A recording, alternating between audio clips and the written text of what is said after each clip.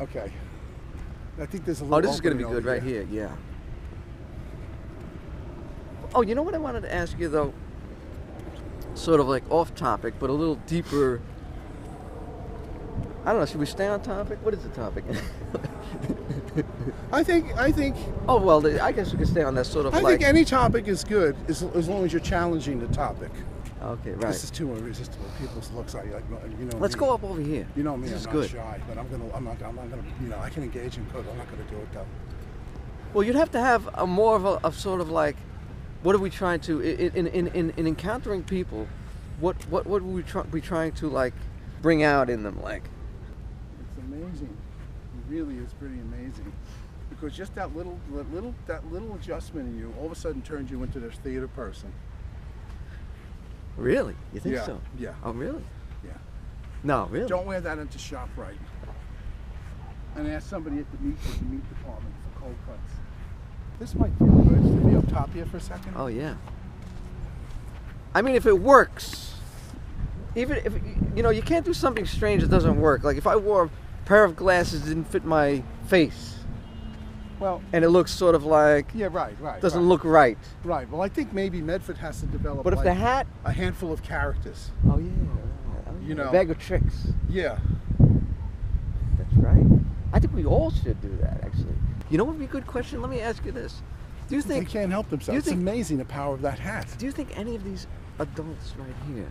Do you think if you power, question any adult, hat. is there something that they wish they could express? Maybe that they did as a child that they can't do now. Do you think every single person, if we question them, like Medford just felt like I had to have a top hat, right? So it was just something I had to. Is there some people out here that have something in them that they want to wish they could express, but it's been pushed down? Like, if you asked them, do you think every single person would have something that they would be able to say, I wish I could wear something? Some would have that answer very quickly, and some wouldn't have it at all, and some might have to think about it. Ah.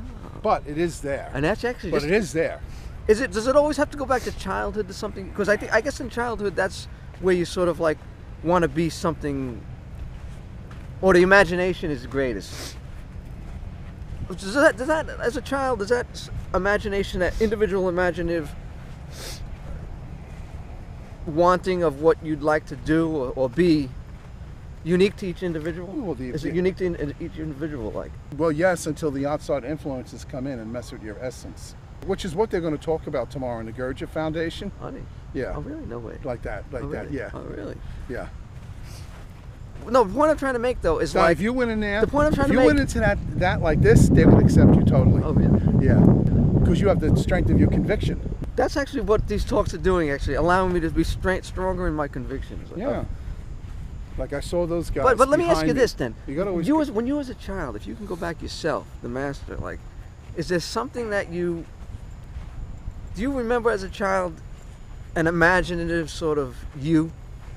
Yeah, sure. Which is probably not an imaginative you, sure. but somebody that is your true self. Yeah, like, yeah. I do because really? I remember when I was losing. And what is that? If you want to say, it's it's so strange that you might be afraid to say. Well, fundamentally, it's an uninhibited imagination where you no longer where you're not at the point where you feel you got to go by other people's rules and fears, which get indoctrinated into you. They transfer their stuff into you. Oh yeah. So before they transfer their stuff into you, you're a free channel. Whoa. Ah. Now look at those brilliant seagulls facing the sun. Oh yeah, really. It's that simple. Just being like. But what was it then? Like, what was your uninhibited self, or does it have to be? Well, I don't even know if it has to be. Does it have to be something concrete? Wait, no. You asked me, so I'll explain it in reverse. I remember at 7 or 8, shortly after or before, I started questioning the validity of Santa Claus. I also was going into states where I was taking on the fear or the mind vibration of the people around me, which was causing me discomfort and anxiety. And then I'd snap out of it. And I'd feel like, oh God, I'm so glad I got it out. I feel like it was this thing pulling me in. Oh, really? And it was like very distressing. And then I'd get sucked in because then I started using the mind to think like they thought. And then I'd come back out of it, and there was this voice in me that said, oh no, and I was trying to fight it. Really? But I got pulled in. Wow. Yeah. And what is that sort of like, what were you getting pulled out of? My own freedom. My freedom to imagine whatever I wanted to. And my own peace.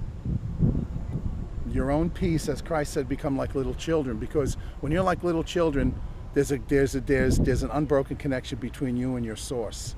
Those connections get broken with the infection of the fear, which is brought into you by the environment around you, the people, and then of course I think the need to survive, and the need to survive and take responsibility for your own food and all of that. I think that would bring you out of it somewhat. I don't know. But I do know one thing. I do know that the thoughts and fears of those around you, the ways, the words of those around you, the vibrations, the first time somebody talks to you like this and you get scared and you don't know what to do and you go in your room. I'm almost freezing from that. Like I remember that. It's sort of like a paralyzing sort of like fear, like all of a sudden. And then you that see enters you like. And then you see these parents going, "What are you doing?" And then you want to say, "I'm only fucking 3." There's ways of doing that and remain nurturing without hurting or alienating.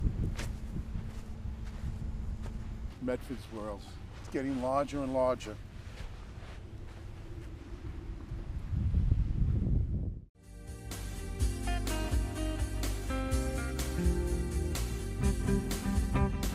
Thank you for tuning in to the Medford and the Master Show and the conclusion of this discourse.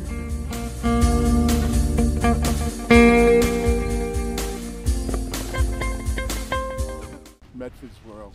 It's getting larger and larger. Don't wear that into ShopRite.